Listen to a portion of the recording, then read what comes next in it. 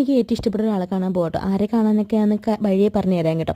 നമ്മൾ ആദ്യമേ ഇറങ്ങിയപ്പോൾ ചേച്ചി ചെരുപ്പൊന്ന് പൊട്ടിപ്പോയി. വീട്ടിൽ വന്നിട്ട് എൻ്റെ ചെരുപ്പ് അവിടെ വെച്ച് തന്നെ എടുത്തിട്ട് ഞങ്ങൾ എൻ്റെ ഒരു കറക്റ്റ് അളവാട്ടോ, അതുകൊണ്ട് അതിന് കുഴപ്പമില്ല. അങ്ങനെ ബസ് സ്റ്റോപ്പിൽ ബസ് എടുത്തിട്ട് ലേറ്റ് ആവുന്ന കാര്യത്തിൽ, പക്ഷേ അവിടെ എത്തിയപ്പോഴത്തേക്കും നമ്മൾ ബസ് സ്റ്റോപ്പിൽ ചെന്നിട്ട് ഒരു 10-15 മിനിറ്റ് കഴിഞ്ഞിട്ടാണ് ബസ് വന്നതും. അങ്ങനെ അവിടെ എത്തി കേട്ടോ. ഞങ്ങൾ ഇവിടെ വന്നത് കടവൂർ പള്ളിയിലാട്ടോ.